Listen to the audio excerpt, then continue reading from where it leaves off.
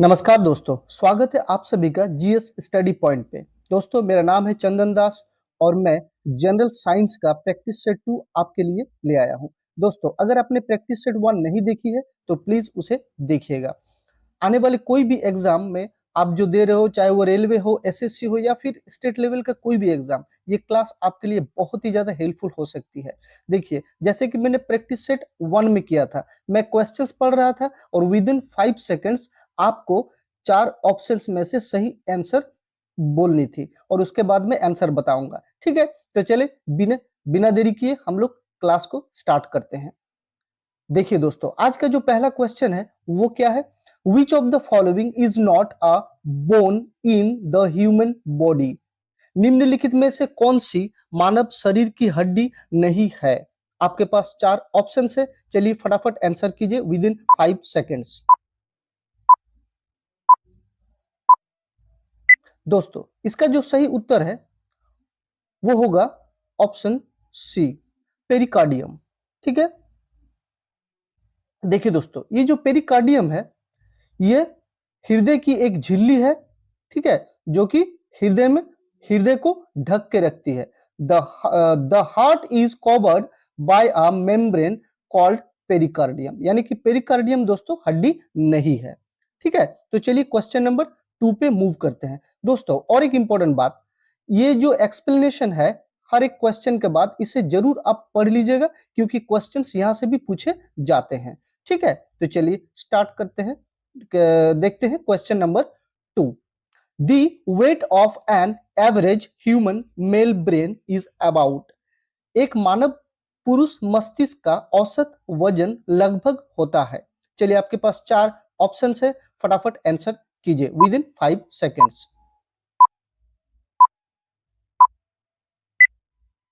तो दोस्तों, इसका जो सही उत्तर है वो होगा ऑप्शन सी।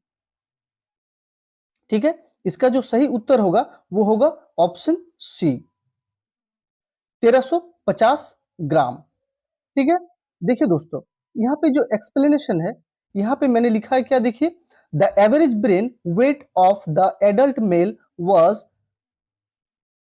1336 ग्राम, यानी कि 1336 ग्राम। ठीक है, एक्चुअल में यही होगा, लेकिन ऑप्शन वहां पे 1336 ग्राम था नहीं, इसीलिए हम लोगों ने ऑप्शन यहाँ पे लिया है ऑप्शन सी, 1350 ग्राम। ठीक है, तो एक्सप्लेनेशन को एक बार जरूर पढ़िएगा। ठीक है, देखिए यहाँ पे जो एक पुरुष का जो मस्तिष्क का जो औसत वजन होता है वो होता है 1336, और जबकि महिला का जो मस्तिष्क होता है उसका जो वजन होता है वो होता है 1198, 1198 ग्राम। ठीक है, तो ये जो एक्सप्लेनेशन है ये बहुत ही ज्यादा इंपॉर्टेंट है, एक बार जरूर से जरूर आप लोग पढ़ लीजिएगा। तो चलिए क्वेश्चन नंबर 3 पे हम लोग मूव करते हैं। देखिए question number 3, the filament of an electric bulb is made of. विद्युत बल्ब का फिलामेंट किससे बना होता है? तो चलिए, आपके पास 4 ऑप्शन है, फटाफट आंसर दीजिए। दोस्तों, इसका जो सही उत्तर होगा वो होगा ऑप्शन बी, टंगस्टन। ठीक है, फिलामेंट जो होता है इलेक्ट्रिक बल्ब का वो टंगस्टन का बना हुआ होता है। तो चलिए हम लोग मूव करते हैं नेक्स्ट क्वेश्चन पे। देखिए दोस्तों, यहाँ पे एक्सप्लेनेशन जरूर देख लीजिएगा। टंगस्टन, नाइक्रोम, ठीक है, ये सब किस चीज के लिए यूज किया जाता है? जैसे कि हम लोग जानते हैं नाइक्रोम जो वायर होता है वो इलेक्ट्रिक हीटर में यूज होता है। ठीक है, देखिए क्वेश्चन नंबर 4 पे हम लोग आए हैं। देखिए इसमें क्या कह रहे हैं, हम लोग देख लेते हैं। Which of the following gases is not known as greenhouse gas? निम्नलिखित में से कौन सी गैस ग्रीन हाउस गैस के रूप में नहीं जानी जाती है? चलिए, आपके पास यहाँ पे 5 ऑप्शन है दोस्तों, चलिए फटाफट आंसर कीजिए विद इन 5 सेकेंड्स।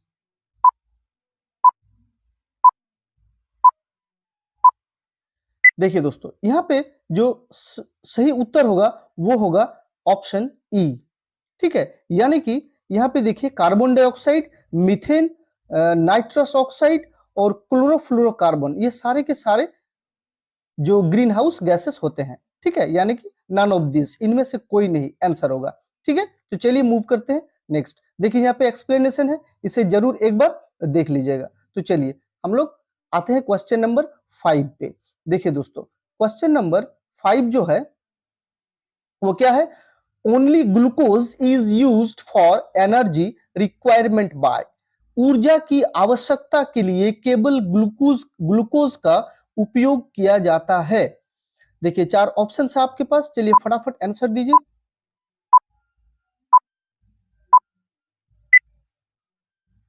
देखिए दोस्तों, इसका जो सही उत्तर होगा वो होगा ऑप्शन सी, ब्रेन। ठीक है, ऊर्जा की आवश्यकता के लिए केवल ग्लूकोज का उपयोग किया जाता है ब्रेन के लिए। ठीक है, चलिए देखिए यहाँ पे एक्सप्लेनेशन है, इसे जरूर पढ़िएगा। मस्तिष्क द्वारा ऊर्जा की आवश्यकता के लिए केवल ग्लूकोज का उपयोग किया जाता है। वेरी इंपॉर्टेंट, एक्सप्लेनेशन जरूर पढ़ लीजिएगा। चलिए हम लोग मूव करते हैं क्वेश्चन नंबर 6 पे। देखिए दोस्तों, क्वेश्चन नंबर 6 क्या कह रहे हैं हम लोग देख लेते हैं। The gland that directly regulates the rate of metabolism is the. वो ग्रंथि जो सीधे उपापचय या मेटाबॉलिज्म की दर को नियंत्रित करती है वो है। 4 ऑप्शन है आपके पास, चलिए फटाफट आंसर कीजिए विद इन 5 सेकेंड्स। दोस्तों, इसका जो सही उत्तर होगा वो है ऑप्शन सी। ठीक है, थायराइड। तो याद रखिएगा दोस्तों, थायराइड वो ग्रंथि है जो सीधे उपापचय की दर को नियंत्रित करती है। ठीक है, तो चलिए मूव करते हैं हम लोग नेक्स्ट क्वेश्चन पे। देखिए यहाँ पे एक एक्सप्लेनेशन है, इसे जरूर देख लीजिएगा। ठीक है, बहुत ही इंपॉर्टेंट है ये। चलिए क्वेश्चन नंबर 7 देखिए, क्वेश्चन नंबर 7 क्या कह रहा है? Nervous system is affected by the shortage of. तंत्रिका तंत्र किसकी कमी से प्रभावित होता है? चलिए आपके पास 5 सेकंड है, फटाफट आंसर कीजिए। देखिए दोस्तों, इसका जो सटीक उत्तर होगा वो है ऑप्शन डी। ठीक है, तंत्रिका तंत्र सोडियम की कमी से प्रभावित होती है। Question number 8। Old written material which can not be read easily can be read by. पुरानी लिखित सामग्री जिसे आसानी से नहीं पढ़ा जा सकता है उसे पढ़ा जा सकता है। चलिए 4 ऑप्शन है आपके पास, फटाफट आंसर कीजिए। दोस्तों, इसका जो सही उत्तर होगा वो होगा ऑप्शन सी। ठीक है, इंफ्रारेड रेज, अवरिक्त किरणें, अवरिक्त किरण। पुरानी लिखित सामग्री जो होती है उसे जो नहीं पढ़ा जा सकता है, जो मुश्किल है पढ़ना, उसे आसानी से पढ़ा जा सकता है दोस्तों इंफ्रारेड रेज की मदद से। ठीक है, तो चलिए मूव करते हैं क्वेश्चन नंबर 9। देखिए, which of the following are most penetrating.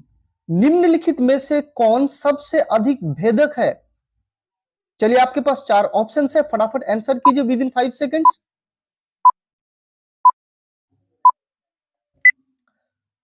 दोस्तों, इसका जो सही उत्तर है वो है ऑप्शन सी। ठीक है, गामा रेज। गामा रेज जो होती है वो सबसे अधिक भेदक होती है। ठीक है, एग्जाम में काफी बार ये पूछा गया है। चलिए यहाँ पे एक एक्सप्लेनेशन है, इसे जरूर देख लीजिएगा आप, ये बहुत ही इंपॉर्टेंट है। ठीक है, चलिए क्वेश्चन नंबर 10। देखिए क्वेश्चन नंबर 10 क्या कह रहा है? डियोडेनम इज सिचुएटेड। डियोडेनम स्थित है। 4 ऑप्शन है आपके पास, विद इन 5 सेकेंड्स फटाफट आंसर कीजिए। दोस्तों, इसका जो सही उत्तर होगा वो होगा ऑप्शन ए। डियोडेनम कहां स्थित होती है? At the upper most part of the small intestine, छोटी आंत के सबसे ऊपरी भाग में स्थित होती है। ठीक है, ये काफी इंपॉर्टेंट है ये क्वेश्चन। देखिए यहाँ पे एक छोटा सा एक्सप्लेनेशन है, आप इसे जरूर पढ़ लीजिएगा, एग्जाम के लिए बहुत ही ज्यादा इंपॉर्टेंट है ये। चलिए क्वेश्चन नंबर 11। देखिए दोस्तों, विच of the following is used for lubricant. निम्नलिखित में से किसका उपयोग स्नेहक या चिकनाई के लिए किया जाता है? आपके पास 4 ऑप्शंस है और विद इन 5 सेकेंड्स चलिए आप आंसर कीजिए। देखिए दोस्तों, इसका जो सही उत्तर होगा वो है ऑप्शन ए ग्रेफाइट। ग्रेफाइट दोस्तों यूज किया जाता है लुब्रिकेंट या चिकनाई या स्नेहक के रूप में। ठीक है, तो चलिए हम लोग मूव करते हैं अगले क्वेश्चन पे। यहाँ पे एक एक्सप्लेनेशन है, इसे जरूर देख लीजिएगा वीडियो को पॉज करके, बहुत ही ज्यादा इंपॉर्टेंट है। देखिए क्वेश्चन नंबर 12। देखिए the purest form of iron is, लोहे का सबसे शुद्ध रूप है। चार ऑप्शन है आपके पास, विद इन 5 सेकेंड्स चलिए फटाफट आंसर कीजिए। दोस्तों इसका जो सही उत्तर होगा वो होगा ऑप्शन डी। ठीक है, रॉट आयरन, गढ़ा लोहा या पिटुआ लोहा, यही सबसे शुद्ध लोहे का रूप होता है। देखिए यहाँ पे एक एक्सप्लेनेशन है, इसे जरूर पढ़ लीजिएगा। देखिए ये कास्ट आयरन, पिग आयरन और रॉट आयरन के बारे में लिखा हुआ है। इसे एक बार जरूर वीडियो को पॉज करके आप पढ़ लीजिएगा, बहुत ही ज्यादा इंपॉर्टेंट है। देखिए question number 13। East is used in making bread because it produces, खमीर या ईस्ट का उपयोग रोटी बनाने में किया जाता है क्योंकि वो उत्पन्न करता है। चार ऑप्शन है यहाँ पे, फटाफट आंसर दीजिए।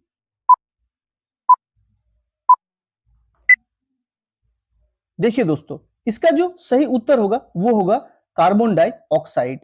तो खमीर का उपयोग किया जाता है जो रोटी बनाने के लिए, वो क्या उत्पन्न करती है, कार्बन डाइऑक्साइड। देखिए इसका कारण दोस्तों यहाँ पे लिखा हुआ है, थोड़ा सा देख लीजिएगा।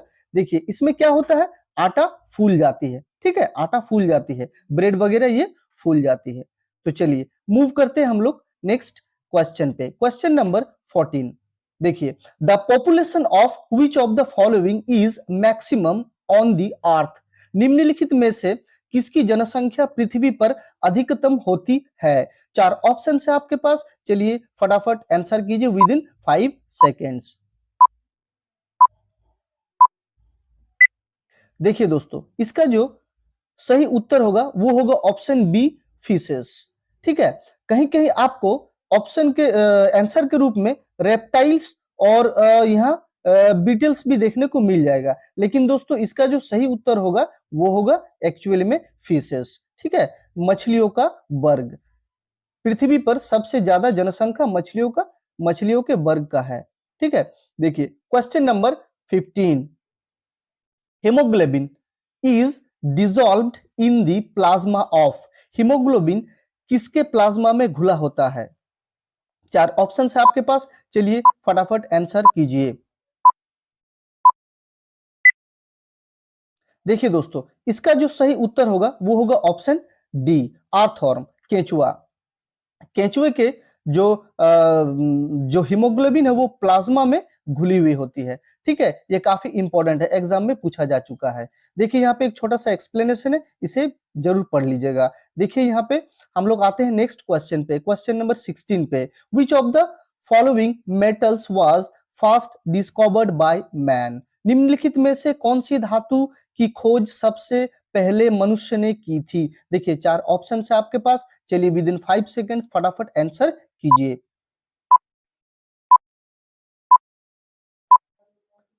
देखिए दोस्तों इसका जो सही उत्तर होगा वो होगा ऑप्शन डी, कॉपर या तांबा। ठीक है, मनुष्य ने सबसे पहले तांबा की खोज की थी। तो चलिए मूव करते हैं नेक्स्ट क्वेश्चन पे। Question number 17। Carbon, diamond and graphite are together called, carbon, हीरा और ग्रेफाइट को एक साथ क्या कहा जाता है। चार ऑप्शन है आपके पास, 5 सेकंड से फटाफट आंसर कीजिए। देखिए दोस्तों इसका जो सही उत्तर होगा वो होगा ऑप्शन ए, एलोट्रोप कहा जाता है। ठीक है, कार्बन, हीरा और ग्राफाइट को एक साथ क्या कहा जाता है दोस्तों, एलोट्रोप। देखिए यहाँ पे एक्सप्लेनेशन है, इसे जरूर पढ़ लीजिएगा। ठीक है, देखिए कार्बन के 3 मुख्य प्रकार के एलोट्रोप हैं। देखिए ग्राफाइट, हीरा और बकमिनिस्टर फुलरिन व बाकी बॉल। ठीक है, बहुत ही इंपॉर्टेंट है, इसे पढ़ लीजिएगा एक बार। चलिए हम लोग मूव करते हैं नेक्स्ट क्वेश्चन पे, क्वेश्चन नंबर 18। देखिए क्वेश्चन नंबर 18 क्या कह रहा है, विच of the following is in liquid form at room temperature, निम्नलिखित में से कौन सा कमरे के तापमान पर तरल रूप में रहता है। चार ऑप्शन है, फटाफट आंसर कीजिए विद इन 5 सेकेंड्स।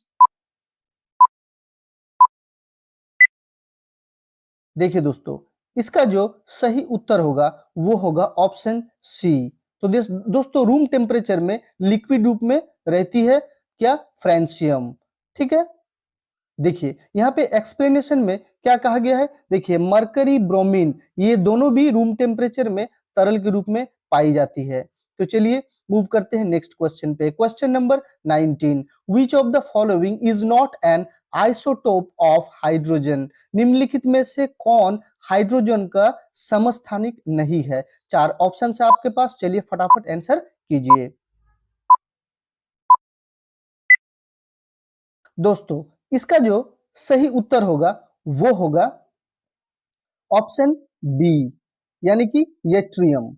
येट्रियम जो है हाइड्रोजन का आइसोटोप नहीं है, समस्थानिक नहीं है, यानी कि प्रोटियम, ड्यूटेरियम और ट्रिटियम हाइड्रोजन का 3 समस्थानिक है। तो चलिए हम लोग मूव करते हैं next next question. Question number 20 पे देखिए दोस्तों, the modern periodic table is ordered on the basis of which of the following? आधुनिक आवर्त सारिणी निम्नलिखित में से किसके आधार पर व्यवस्थित की गई है? चार ऑप्शन है आपके पास, चलिए फटाफट आंसर कीजिए 5 सेकंड में। दोस्तों इसका जो सही उत्तर होगा वो होगा ऑप्शन डी, एटॉमिक नंबर। ठीक है, तो चलिए मूव करते हैं। देखिए यहाँ पे एक एक्सप्लेनेशन है, जितने भी एक्सप्लेनेशन एक एक क्वेश्चन के बाद है उसे आपको जरूर से जरूर पढ़नी है। ठीक है, question number 21, which of the following is the best conductor of electricity? निम्नलिखित में से कौन विद्युत का सबसे अच्छा सुचालक है? चार ऑप्शन है आपके पास, चलिए फटाफट आंसर कीजिए।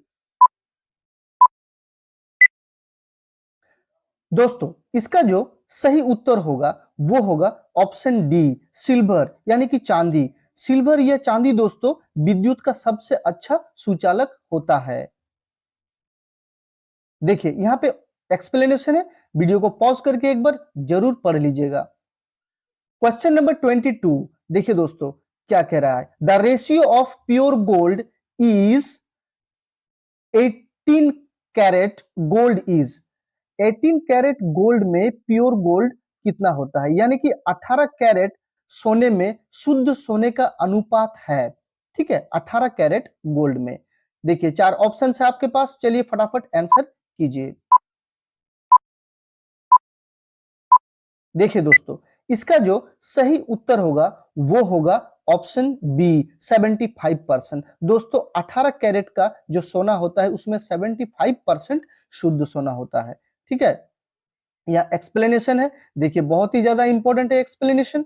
देखिए जो कि 18 कैरेट का सोना होता है उसमें देखिए 75% प्योर गोल्ड है और 25% अन्य धातु को मिलाया जाता है। क्या क्या वो धातु है? जिंक, कॉपर और सिल्वर आदि धातुएं मिलाई जाती है। ठीक है, तो चलिए मूव करते हैं हम लोग नेक्स्ट क्वेश्चन पर। Question number 23, potassium permanganate is used for purifying drinking water because. Potassium permanganate का उपयोग पेयजल को शुद्ध करने के लिए किया जाता है, क्योंकि? चलिए चार ऑप्शन है, फटाफट पढ़िए और आंसर दीजिए। दोस्तों इसका जो सही उत्तर होगा वो होगा ऑप्शन सी। ठीक है, इसका जो सही उत्तर होगा दोस्तों वो होगा option C, very important. Okay, it is an oxidising, यह एक ऑक्सीकरण है। ठीक है, पोटेशियम परमैंगनेट जो है वो एक ऑक्सीकरण है, इसीलिए यूज किया जाता है। ठीक है, इसीलिए यूज किया जाता है पेयजल को शुद्ध करने के लिए। तो चलिए मूव करते हैं नेक्स्ट क्वेश्चन पे। देखिए क्वेश्चन नंबर 24 क्या कह रहा है, देखिए diamond is harder than graphite because of. हीरा ग्रेफाइट से अधिक कठोर होता है क्योंकि। चार ऑप्शन है आपके पास, चलिए फटाफट पढ़िए और आंसर कीजिए। दोस्तों इसका जो सही उत्तर होगा वो होगा ऑप्शन बी।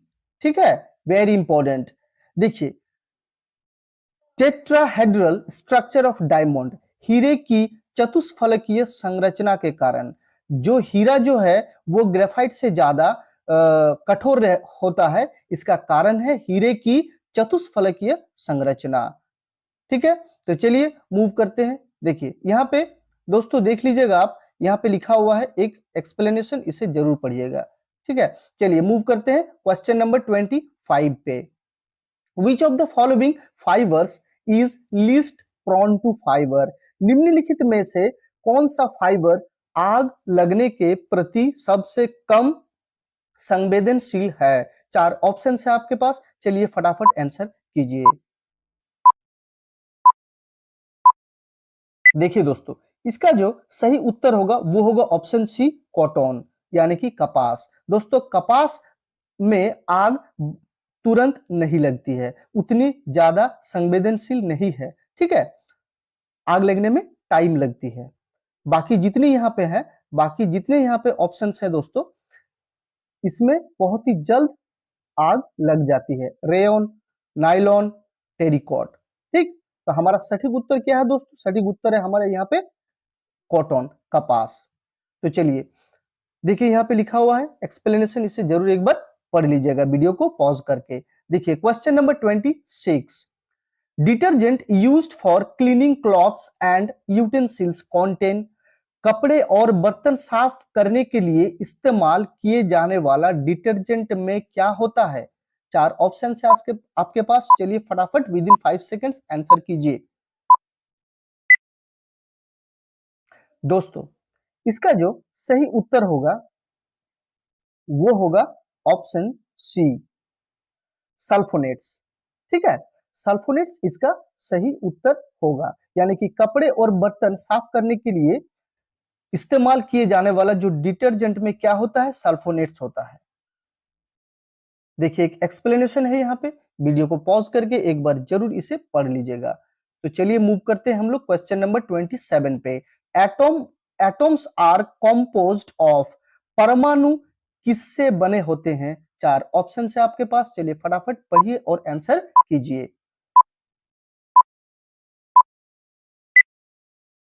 देखिए दोस्तों, इसका जो सही उत्तर होगा वो क्या है? Option D. ठीक है, इलेक्ट्रॉन्स एंड न्यूक्ली। देखिए दोस्तों, हम लोग जानते हैं एटॉम्स जो होता है वो इलेक्ट्रॉन, प्रोटॉन और न्यूट्रॉन से बना होता है। तो यहाँ पे देखिए सिर्फ इलेक्ट्रॉन लिखा हुआ है और क्या लिखा हुआ है? न्यूक्ली। न्यूक्ली यानी कि न्यूक्लियस, यानी कि न्यूक्ली के अंदर परमाणु ऐसे बने होते हैं। ठीक है, ये न्यूक्लियस होता है, इसी के अंदर दोस्तों प्रोटॉन और न्यूट्रॉन होते हैं। ठीक है, इसीलिए यहाँ पे न्यूक्ली ऑप्शन में है। ऑप्शन को ध्यान से पढ़ के आंसर कीजिएगा एग्जाम में। ठीक है, ऐसे ही ट्रिकी क्वेश्चन पूछे जाते हैं। देखिए दोस्तों यहाँ पे लिखा हुआ है, देखिए न्यूक्ली में क्या होते हैं? प्रोटॉन्स और न्यूट्रॉन्स। तो ऑप्शन में हमारा क्या था? इलेक्ट्रॉन और न्यूक्ली था, यानी कि नाभिक था और इलेक्ट्रॉन्स था। तो यानी कि नाभिक में प्रोटॉन और न्यूट्रॉन होते हैं। ठीक है, तो चलिए question number 28, which of the following is used as a coolant in nuclear reactor? निम्नलिखित में से किसका उपयोग परमाणु रिएक्टरों में शीतलक के रूप में किया जाता है? तो चलिए 4 ऑप्शन है आपके पास, फटाफट आंसर कीजिए। दोस्तों इसका जो सही उत्तर होगा वो होगा ऑप्शन सी, लिक्विड सोडियम। तो दोस्तों देखिए, परमाणु रिएक्टरों में जो शीतलक के रूप में प्रयोग किया जाता है वो है तरल सोडियम या लिक्विड सोडियम। ठीक है, तो चलिए हम लोग देखते हैं। यहाँ पे देखिए एक छोटा सा एक्सप्लेनेशन है, इस एक्सप्लेनेशन को आप जरूर से जरूर पढ़ लीजिएगा, बहुत ही ज्यादा इंपॉर्टेंट है। ठीक है, देखिए क्वेश्चन नंबर 29, देखिए दोस्तों, the type of glass used in making lenses and prisms, lens और प्रिज्म बनाने में किस प्रकार के कांच का प्रयोग किया जाता है? देखिए ये 4 ऑप्शन है आपके पास, फटाफट विद इन 5 सेकेंड्स आंसर कीजिए। देखिए दोस्तों, इसका जो सही उत्तर होगा वो होगा ऑप्शन डी, फ्लिंट ग्लास, यानी कि फ्लिंट कांच। देखिए दोस्तों, जब लेंस और प्रिज्म्स जो बनाए जाते हैं, फ्लिंट ग्लास यानी कि फ्लिंट कांच का प्रयोग किया जाता है। देखिए यहाँ पे एक्सप्लेनेशन है, इसे जरूर एक बार वीडियो को पॉज करके आप पढ़ लीजिएगा। आज का दोस्तों लास्ट क्वेश्चन है, question number 30, the only snake that builds a nest is, एकमात्र सांप जो घोंसला बनाता है वो है 4 ऑप्शन है आपके पास। चलिए फटाफट विद इन 5 सेकेंड्स आंसर कीजिए।